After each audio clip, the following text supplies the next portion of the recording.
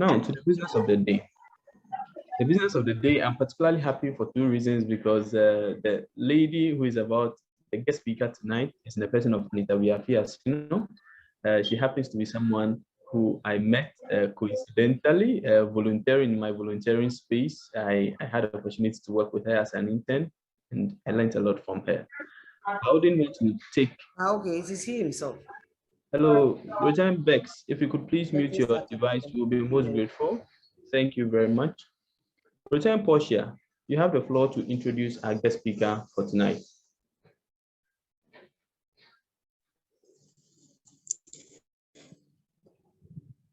Thank you, RP. Good evening, fellow Rotarian. It's a pleasure to introduce the speaker, who is in the person of Anita Asinor, Managing Director of OML Africa for tonight. Anita is the Managing Director of OML Africa, an international human capital management consulting firm. She is also a certified trainer of SCSG. Anita is the founder of Ghana Women in Business Association, GWIB.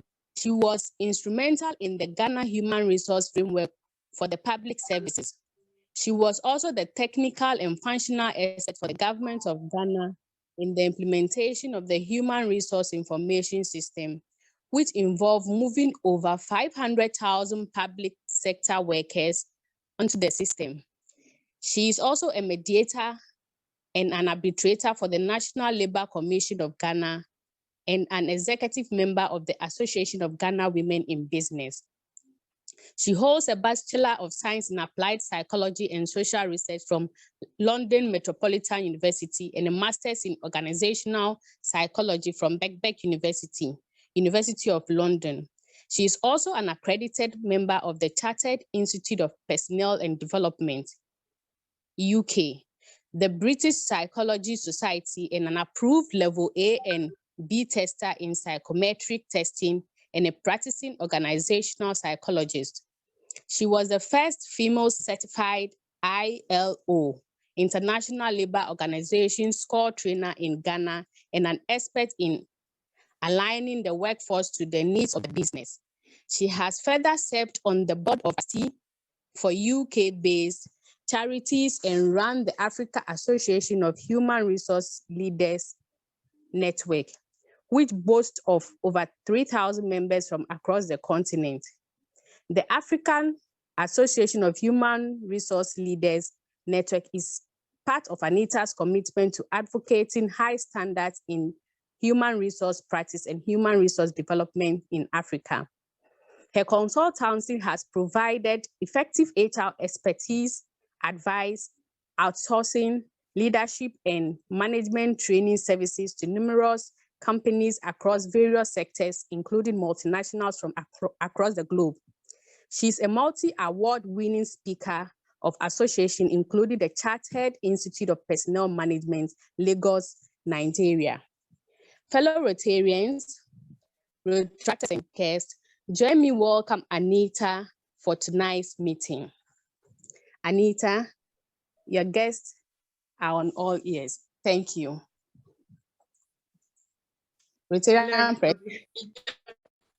everybody. Thank you for that very long introduction. Thank you so much. I want to start by saying thank you so much for the invitation. I don't do a lot of speaking engagements these days, just purely because of schedule. But I also had to accept this one because Andrew is a former mentee. So it was a pleasure to get an invitation from him, and I hope I'll make him proud, not regret, inviting me to come and speak to you. So it's a real pleasure to be here. All right, so that I am on time, I've set my timer. So if you see me looking to the side, it's just because I'm trying to make sure that I am on time. And then also I've made key notes because I want to communicate across a lot of the key important things. If you see me looking down, it's because I'm trying to make sure that I'm not missing anything that I wanted to share with you. All right, so I have slides, it's only 7. I didn't really want to come and do a presentation on what is leadership, because I think all of you are very much adept to what leadership is. I'm very sure a lot of you here are already in leadership roles. I actually wanted to more have a conversation about leadership. And specifically, my specialist area in leadership is leadership assessment and alignment. So insofar as I know the competencies that should be developed or trained, I am not a leadership trainer. I am a leadership assessor and alignment. So I would be the person you would want to see and assess before you embarked on sending your leaders or even yourself onto a leadership program. You must first know where you're at. So I guess as the conversation goes on, maybe we'll touch on that, or maybe at the end if people want to ask what exactly that's all about. All right, so you're in good hands because assessors, we have more insights into the profiles of leaders. All right, but I wanted to have a conversation because as a consultant, in fact, before I was a consultant, I've had the benefit of seeing leadership from 3 angles: as an employee, before I became a consultant. So as an employee, from the perspective of being a consultant and working with leaders, and then also as a business owner. So I think that has helped me to have a very good grasp of the whole leadership discussion, or in terms of speaking with authority on leadership. So I hope that this approach works for you, and I'll know at the end. I'm sure Andrew's will be evaluating. All right, so I'll move on to get started so we get into it. Now, for me, I'll start with the bad, but before I start, I want to say that when we talk about leadership, and I intentionally didn't want to do a lecture on leadership, because as I said, I think everybody is quite aware. You all have people you follow, books you're reading, you're very aware of what we mean by leadership. But for me, from experience, from my direct lessons and direct experience in this area, the type of leader you are starts with the question and the answer to what kind of leader do I want to be, right? And the answer to that will determine the type of development you do, the way you handle your subordinates, the way you handle yourself. It really is a big question, and it really does set the path as to the type of leader you want to be. And then the second thing is that assessing yourself to know the type of leader you want to be. A lot of the time, people don't really answer that question. What kind of leader do I want to be? They go straight into, or being driven by, if they're in employment, by what the organization says should be, or what they want in as characteristics or competencies, or where they think their career requires them to be, but don't really sit back and reflect on what kind of leader do I want to be, and then answering that and then letting that guide their journey, their leadership journey. So for me, that's where it starts from. And then if we move on, right, to my first experiences, and these experiences, I'm going to be giving you examples of leadership that I have witnessed directly in my experience concerning this area. Now, one of the key things for me, realize that whenever there's a definition of leadership, there's always an effort to separate leadership from management, which I don't agree. Having been a human capitalist consultant for over 20 years, I believe that to be an effective leader, you do need to have good people management skills, because at the end of the day, it is people that you're leading. Outside of managing, you're managing functions or managing something, whether it's the department, whether it's your business, whether it's your church leadership, you have elements of functional management, but people are who you're going to achieve through. So if poor leaders are usually people who are not good people managers. So if you don't develop any skills, competence, one of the very key areas, in fact, the 3 I'm going to talk about and some I'll add at the end, are the main thing. You need to be a people manager. You need to develop how you manage and deal with people. It's the foundation of a good leader. So what do I mean by the bad? In my lessons, I'm going to give you some examples of very bad leadership people who were in leadership and their people skills were very, very bad. All right, so the first leader, he was a CEO of a company that I worked in, And I went in, and he had been hired in because the existing CEO was going out. And in fact, no, sorry, he was being hired in because the existing CEO was going out. And I was reporting to the board, and I was to the board chair, and then I was reporting to the existing CEO. So we had to hire this person, but I wasn't really he wasn't my choice to hire. However, the board and the board chair chose him because, in all fairness, his record in terms of results was very, very high. He was an achiever. And at the time, the company, the direction where it was at, it really needed someone to come and drive it to that next level in terms of scaling. So they decided that, okay, let's hire him. So to cut a long story short, his type of leadership was one which lacked extreme poor people skills. So when he came in, I remember my first encounter with him, I had done an HR report. I have given him the reports, and I have to have these sessions with leaders because most of my roles as director, I'm always reporting to the CEO and the board. And I gave him this report, and the first thing he did was to just skim through, not even, I wouldn't say read it, just skim through, and then he just threw the report across the table to tell me that this report, what is it? Are we here to do business? Are we having an emotional party and all kinds of negativity? Now, the issue is, of course, being in leadership role, you also learn that you have been working with strong leaders, difficult leaders for quite a while. You cannot be in an HR leadership and not know how to really kind of handle yourself. So I had to tell him that I appreciate his feedback or his displeasure with my report. However, I was not pleased with the tone and the manner in which he was communicating that. And I would appreciate that he can give me feedback, but not in that manner of tone.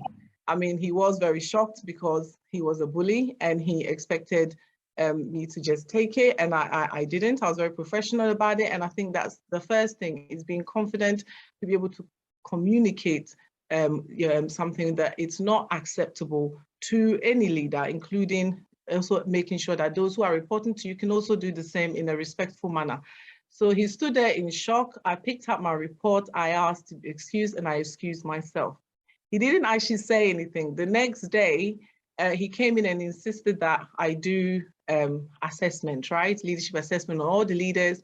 And then I have the meeting, I explain everything, coordinate. He wants that done. His agenda for that meeting was that he wanted, so we did all this assessment, but to fast track to the end of it, he did this assessment so that he will communicate to all of us on the HAD that he's an extreme D, because he was an extreme DI, and therefore he's not going to be respecter of our emotions. He's not there to babysit our emotions. He's not there to do any form of interaction. We should basically man up, get backbones, and be ready for the results. That's all he's interested in. It was just unbelievable, this particular individual. And following on from there was a hell. Right? People resigning, people will come to my office, people in tears, just pure bad people skills. And in the end, we had to come to what some of you may know if you're in HR, a mutual agreement for us to terminate and part, because the detriment he was bringing was far more than the result, what we saw as the results. And that was a classic case of a very bad leader with very bad people skills. He wasn't even trying. And a lot of the time when people have these types of approach, it means that they've either experienced it or is coming from somewhere in their background. The second leader who is his problem was that he was no respecter of his subordinates. He didn't care about interacting with them. There was total disregard for or respect for them. He's literally created this scaremongering. There's no interaction, no iteration. Literally, his subordinates were scared. There's no people skills. It's more than a dictatorship, this particular second CEO. And so again, in this particular organization, there was a lot of staff turnover. When you give advice, he would not follow the advice. We had tribunal cases and all kinds of things like that, all because of very, very bad people management skills. And then the last one was this one was actually a female. And her approach was even worse than the gentleman. She just purely came from the perspective of creating this, what we call this abuser-abuse relationship, where she had no people skills. She, again, no respecter of her subordinates, or in fact, she was a business owner. She was no respecter of the people helping her to move her business forward. She verbally abused them. There was no form of communication. There was no form of even inquiring to see how the subordinates or the workers are performing. And then she would do things like be nice to them. So, you know, if you know the abuse syndrome, abusers know that this is wrong, this is unacceptable, but then they think, oh, but at the same time, she can't be nice. So they keep accepting, right? And again, so high staff turnover, complaints to the Labour Commission, and a whole load of issues there. What am I saying? Being a leader means that you need to have good people skills. And sometimes in our environment, this is something that is lacking, because we have in our culture, not just in Ghana, generally on the continent, there is a seniority approach to leadership, right? Even in the culture element outside the corporate space. So that also has found its way into our work environment. So sometimes you find that now with millennials and different generations coming in, a manager could be younger than a subordinate. And I know for a fact directly the issues that occur, because it's kind of like, I'm older than you. And so sometimes this element comes in, and if it comes in with the wrong attitude as a leader, it equals into very poor people skills. So you don't want to do that. You want to make sure that you're developing your people skills, which is very important. People skills is one of the reasons leading to that comment that's usually made, that people need their managers and not the organization. Usually when managers have very bad people skills. So for this section, my key highlights on why these three leaders were not very good, they were the bad of leadership, was because they lacked respect. They lacked regard for their subordinates or for the people who were helping them to actually achieve. They were poor. They had poor listening skills. They didn't want to listen to anything. It was all around them, very self-centered. They micromanage, and they were bullies, right? These are not good people skills as a leader that you want to be having. And if sometimes people have them, they may not be self-aware. If you truly want to know whether you're carrying these skills, it's a simple thing of asking or seeing the words people use to describe you, right? And or having an assessment, you will know. But this is not what you want to be having. In the bad, for me, these particular leaders, what it taught me is how not to liaise and deal with employees. And this is some of the things that a lot of the time we are trying to teach leaders not to do in terms of managing, whether it's your business, whether it's your career, whether you're managing a department, whether it's your church, whether it's your school, whatever it is, good people skills is key.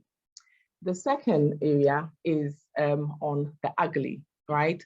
And this particular one, the focus is on lack of accountability and selfishness, right?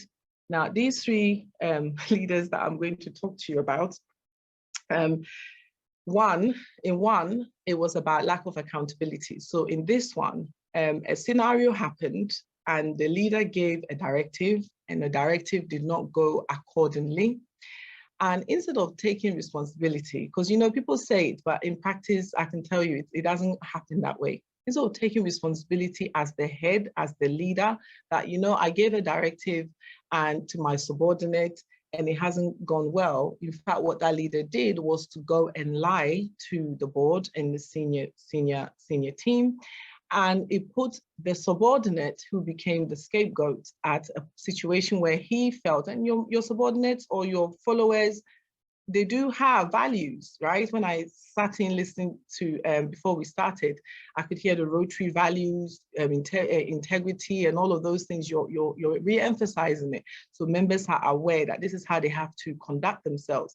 So subordinates also have this, right? And when subordinates also feel that the leader they're under is not taking accountability and is in breach of their values, a lot of them now, especially in the generation, will resign.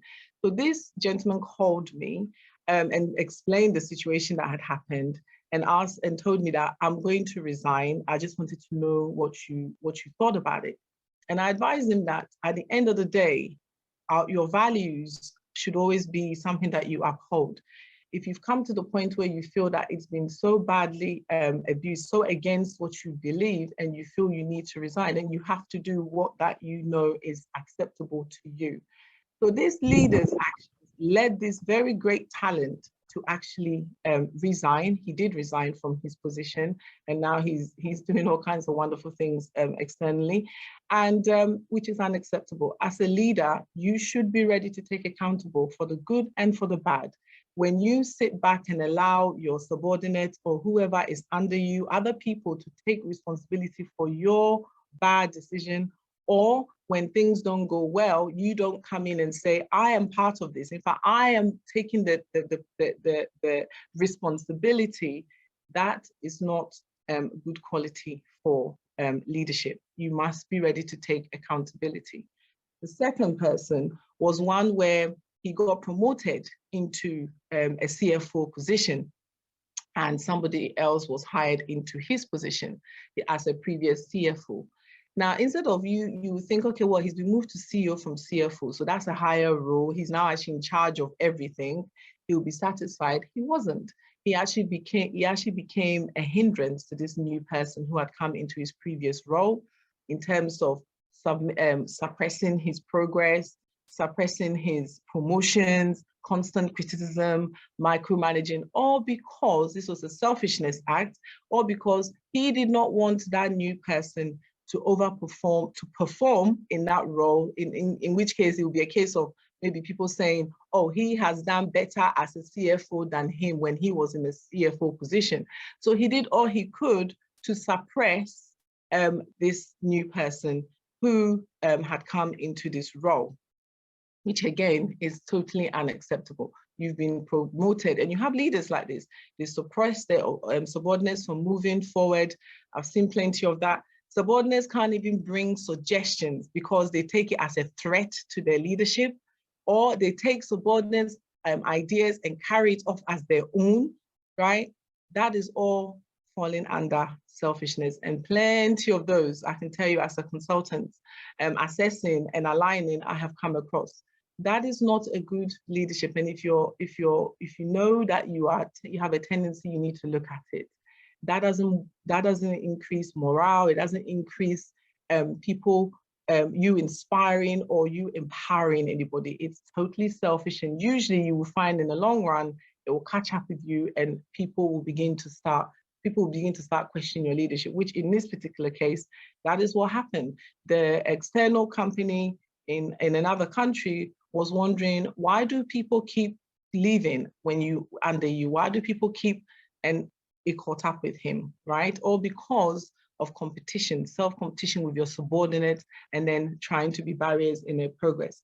The next one was one who lost control, right? Who lost control of himself over a very, very petty situation that didn't really need to happen, i.e. a subordinate did not see that there had been some painting done on the ground, and the subordinate mistakenly stepped in the painted ground.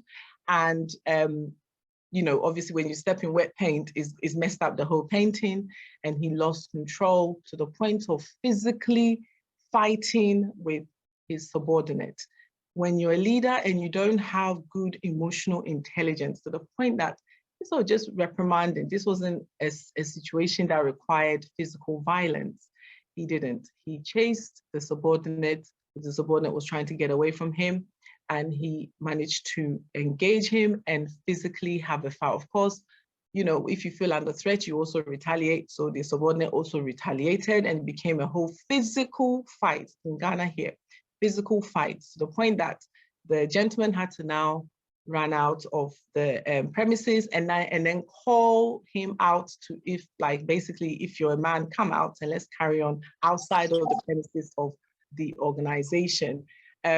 And when he did that, and obviously people were walking past and could see, the manager then retracted. You've lost total control and lack of emotional intelligence if you have to resort to verbal abuse, insults, and absolutely totally unacceptable is to physically assault people that who are supposed to be following you, who you're supposed to be leading by example. This is one of the ugly side of leadership you don't want to have. You don't want to be that person, that leader who hasn't got this emotional and self-control to handle a situation that really did not warrant the extent for which he escalated into. And the last ugly was one of sexual harassment, where this is abuse of power and selfishness, right? And then after even committing the misconduct, not even wanting to take accountability for. So this particular one, just checking my time, was in relation to a manager, a head HOD, who this was a scenario of homosexuality, where he found one of his subordinates attractive and began to solicit, right? And the subordinate obviously was objecting, and it escalated into a whole heap of drama. In the long run, it comes to me as the HR. As HR, as you know, this is a gross misconduct. We have to investigate. When we investigated, of course, we could prove there were email exchanges, text messages, all kinds of evidence. So again, in the long run, we had to, we were going to terminate. So again, mutual termination, exit. But here is where you are harassing, totally ugly situation of a leader abusing his power, not only harassing and soliciting, but also actually bullying the person, trying to bully the person into submission. And that is also unacceptable. You cannot use your power to harass other people, whether it's sexually, whether it's because you feel threatened by them, or whether it's just your nature to be a bully and harasser. That is an ugly characteristic, ugly behavior coming from a leader.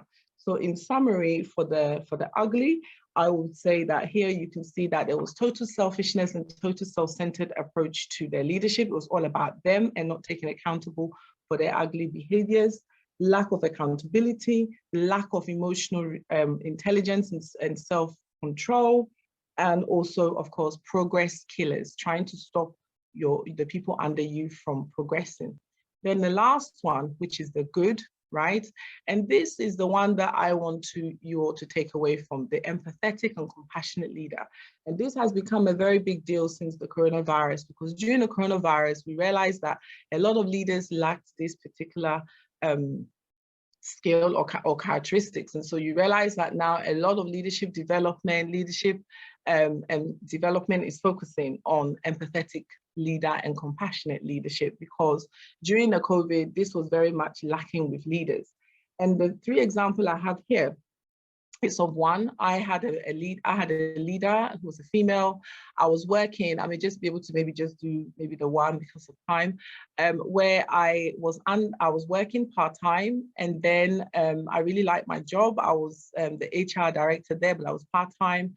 I was responsible for Senegal, Cameroon, parts of Asia and South Latin America and so on. However, at the time, because I was quite young in my role, I needed to make more money, but the part-time role wasn't fulfilling that. And actually, I didn't want to leave my job, but I knew eventually I would have to because I needed to make more money. So in conversation with my manager, I did not know that my CEO at the time, they were looking at making changes. So I explained to her, because she was very sensitive. She had a knack of being very aware of what's going on with her subordinates. So I spoke to her, and then by a month later, she told me, okay, we had a discussion and we're going to make this role full time. And they set the KPIs, etc., increase my salary, etc. Of course, I had more responsibility, but I didn't have to leave, right? What am I saying here?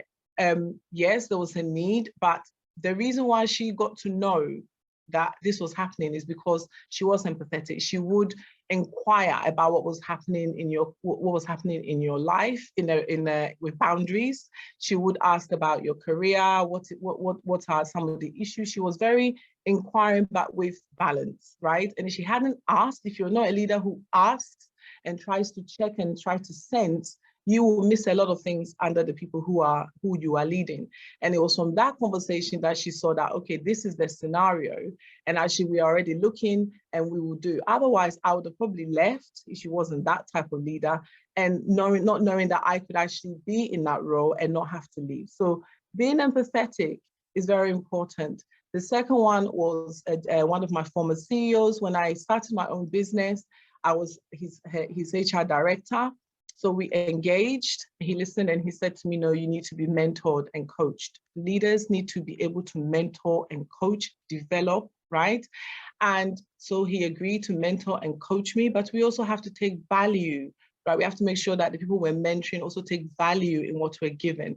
So in order to balance empathetic, because we don't also want to go too far into being emotional, right?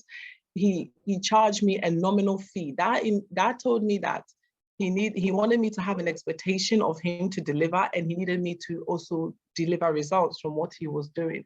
And he was probably one of I would say he has played a contributing factor, may he rest in peace, in the way that in how far I've come from his leadership. He taught me goodwill. He taught me the importance of numbers, the importance of alignment and strategy, so many things that has made me a successful consultant to date, was this leader. And what am I saying? Again, in conversation, he listened, he saw where the issues were empathetically, he was compassionate, and he decided that I am going to help you.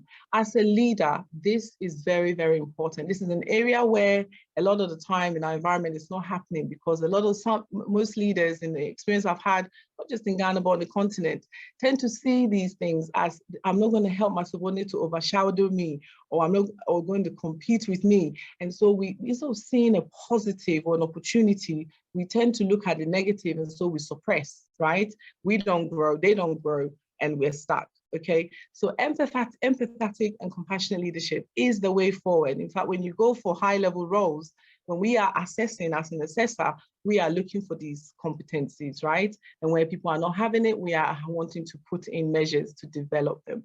The empathetic leader is what we want. That's someone who's good listener, he's respectful. The person invests in people and develops them. They are problem solvers, they are empowering and inspiring, and they are also empathetic and compassionate towards the people they are leading. And more importantly, they are also fair but firm, all right? So in summary, which leader are you, right? Which leader are you? I have a very short exercise here. You can probably put your answers in the chat box, and maybe I'll have a look at it when Q&A is going on. So it's a very short story about Annie, who's a restaurant staff and makes toast for her boss and is burnt, all right? And we have 3 different leaders here. The first one says, because she burnt the toast, how stupid are you? You cannot make toast correctly. The second leader said, is everything okay? How can I help you to make the toast right? Right? And the third leader says, it's burnt. I'll take over. You go and clean the floor. I want you to indicate in the chat box which leader, number 1, is the good, the bad, and the ugly in number order. And then which leader would you want to be led under from the responses to this short scenario. Sorry, Andrew will tell you that whenever I have a session, I like to just evaluate that what I have just said, people have actually and have gotten the gist of what I'm saying with a short exercise. So kindly help me by putting in the chat box, right? Which boss is the good? Which boss is the ugly? Which boss is the bad? And then which leader would you want to be working under if you were to choose out of these 3 leaders? Which one would you want to be working under, and perhaps maybe a line as to why? Okay, so I'll give you a few minutes before I do my concluding slide. Which leader? The one that says, how stupid are you? You cannot make toast correctly. The one that says, is everything okay? How can I help you to make the toast right? Or the one that says, is burn, I'll take over. You go and clean the floor. Which leader is the good, the bad, and the ugly? And which leader would you want to work under, and why? Okay. Okay, so I'm going to move on. So leader 1, 2, or 3. Okay, so empathetic leader, just because I want you to take away this is the one I wanted to get across to you on the leadership, because I know it's an area now that is a very big deal, is I wanted to define it for you. And I liked Oprah's definition of that. And it says that the ability to relate, so empathetic leader or leadership is the ability to relate, connect with people. So connect with the people that you are leading for the purpose of inspiring and empowering their lives. So if as a leader, you don't have the ability to relate, good people skills, you're not having the ability to connect, taking accountability, being selfless, interacting, you're not having the ability to inspire, right? Being empathetic, empowering, being empathetic, being compassionate, developing emotional intelligence, you're able to do any of these things. That's not making you a very good leader. That's not going to leave you a good legacy, right? That's not going to leave a footprint of people that you have also developed to come along the way. And empathetic leadership is now seen as one of the top competencies for good leadership and one of the strong predictors of senior executive effectiveness. So this is an area that I would give you homework, right? HR, giving you homework to go and really have research around it and see how you can improve your empathetic leadership. And my last slide is that your take home, right? I want you to take away is that to be a good leader, you need to decide the kind of leader you want to be. You need to be prepared to continuously develop yourself. You need to develop and maintain your people skills, very important. Learn and practice taking accountability for the good and the bad. Don't be selfish, lead by example, and be an empathetic leader. Thank you very much for listening. Wow. That's brilliant. Fellow Rotarians, it's been a mouthful. It's been great. We want to take three questions, just three questions, because I'm pretty sure, and Anita, you've delighted me. I mean, you've exceeded my expectation. Fantastic. So, fellow Rotarians, any questions, please? I'm checking your answers. Fellow Rotarians, any questions? Any questions? No one's hand is up. Okay, so on this note, fellow Rotarians, we invite the PA to give us the vote of thanks. Yeah, so we all agreed that number 2 would be the one we'd all want to work under. Thank you so much for your responses. Thank you very much, Anita. Before you go, would invite PA Joe, Past Assistant Governor Joe, if you could please. The votes of thanks. Give us a vote of thanks. Yes, please. Okay, let me see if I can put my video on.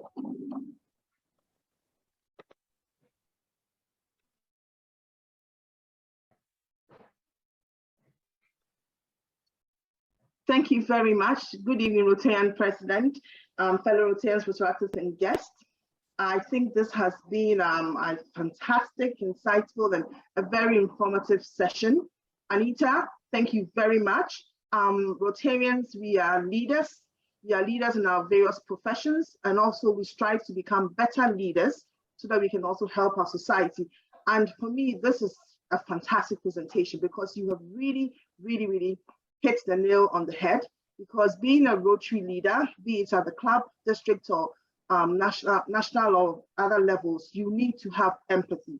And I think you have just spoken to us, and during your presentation, you were saying on the chat that we should invite you to speak at our membership training seminar, some of our leadership seminars, because it is really resonates with what being a Rotarian is. So Anita, thank you so much.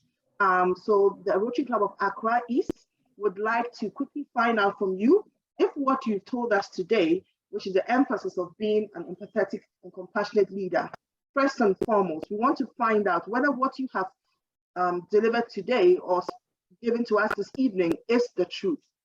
Yes, it is, absolutely. And is it fair to all concerned? Yes. And would it build goodwill and better friendships?